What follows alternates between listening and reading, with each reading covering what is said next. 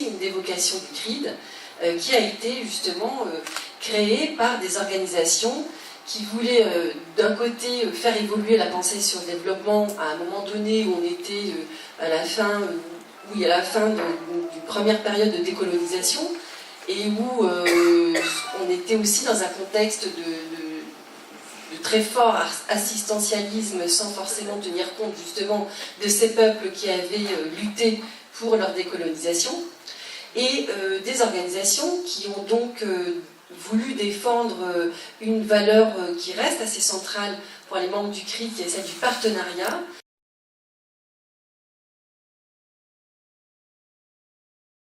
Alors évidemment aujourd'hui ce mot a tellement été utilisé que bon, on aimerait... Parfois on se dit qu'il faudrait peut-être qu'on en change, mais je crois que c'est important qu'on se batte pour le sens que nous avons voulu donner au mot. Et cette question du partenariat, au niveau du CRID, et je pense que c'est bien sûr partagé, j'en suis sûre ici, c'est vraiment comment on construit des relations de solidarité entre les peuples dans des situations qui au départ sont asymétriques. Oui, bien sûr, nous ici, on est plutôt perçus au départ comme des gens qui allons pouvoir donner, notamment de l'argent, et forcément, comme le dit un proverbe africain, la main de celui qui donne est toujours au-dessus de la main de celui qui reçoit. Et justement, l'idée du partenariat que ces organisations ont voulu défendre, c'était d'arriver à sortir de ça. Voilà, et je pense qu'il faut qu'on continue à défendre ça parce que c'est difficile. L'autre référence commune des organisations qui ont fondé le CRID, c'est la sensibilisation ici, en France et en Europe. Comment faire comprendre aux citoyens les causes des inégalités.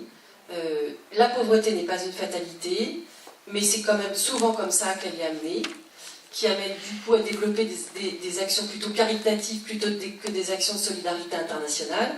Et donc faire de l'éducation au développement, mener des actions de sensibilisation, créer du débat citoyen démocratique, c'était vraiment aussi un projet à l'origine du CRID, et je suis ravie de venir partager ça avec vous, parce que c'est un point fort, créer des ponts, pas des murs. Ça me fait sourire que tu fasses référence à ça, puisque ça a été une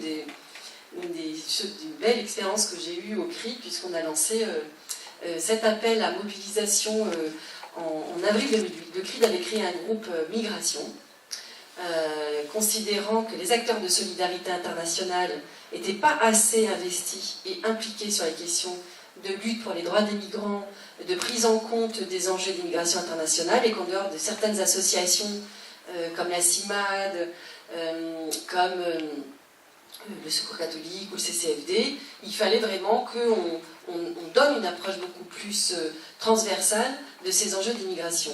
Et en plus, on était à un moment donné où l'Union européenne avait passé cette directive de la honte, qu'on appelle aussi la directive retour, et puis on avait un gouvernement qui venait de créer le ministère de l'identité nationale, de l'immigration,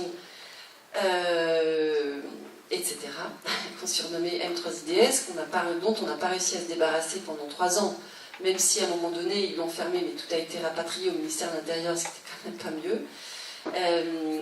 Et donc on a lancé cet appel pour créer une mobilisation à l'occasion de la deuxième conférence gouvernementale Afrique-Europe sur migration et développement. La première avait été faite au Maroc, et on a voulu prendre le relais puisqu'elle allait avoir lieu en France.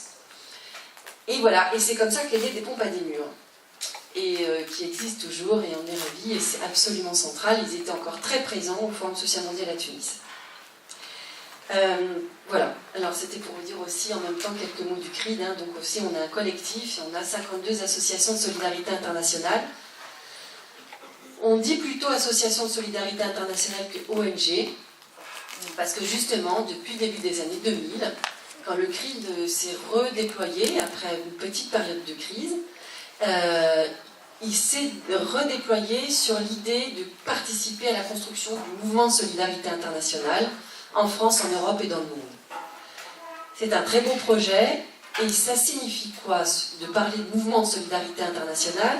Ça veut dire qu'on n'est pas simplement dans une posture d'ONG du Nord qui allons aider au Sud avec des projets, mais qu'on est des citoyens en mouvement, en marche, et qui voulons construire des solidarités pour être acteurs de transformation sociale. Je pense que j'insiste là-dessus parce que ça a été un des enjeux de la mobilisation du CRID dans les assises du développement et de la solidarité internationale dont tu as parlé, qui se sont déroulées entre novembre 2012 et qui ont été clôturées le 1er mars 2013, et vraiment de constater qu'effectivement il y a une grande diversité d'acteurs impliqués dans le développement aujourd'hui. Ça va des ONG en passant par les collectivités locales jusqu'aux acteurs privés et aux entreprises qu'on a laissé prendre de plus en plus de place sur ces dernières années, et ça n'est pas sans poser question.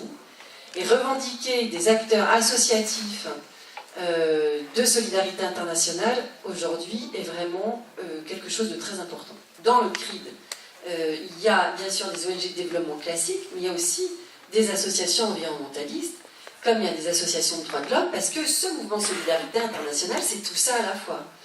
Donc on travaille avec les Amis de la Terre, avec OVIV, comme on travaille avec le CCFD Terre Solidaire, comme on travaille avec la Fédération Intercitoyenne du Monde, et ça fait quelques années qu'on travaille pour croiser les enjeux environnementaux avec les enjeux de développement.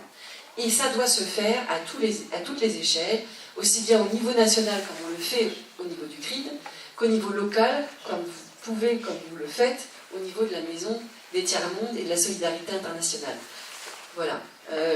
C'est bien les citoyens qui sont acteurs de transformation sociale et pas des opérateurs de développement qui, certes, peuvent être considérés comme nécessaires, mais qui ne sont pas forcément dans un curseur où ils veulent intervenir sur les causes structurelles des inégalités de développement et faire en sorte qu'à terme, elles n'existent plus. Et c'est pour ça qu'on organise tous les 2 ans l'Université d'été de la solidarité internationale. C'est bien pour être en permanence dans un processus de formation parce que les choses bougent tout le temps et peut-être même plus vite qu'il y a 20 ans. Et ça, c'est déjà d'un point de vue ici. Et puis, c'est vrai qu'on se rend compte aussi là-bas, cette question de la formation, elle est aussi essentielle. Donc, longue vie à la Maison des Tiers-Mondes et de la solidarité internationale. Je pense qu'il y a du boulot pour encore au moins les 25 prochaines années.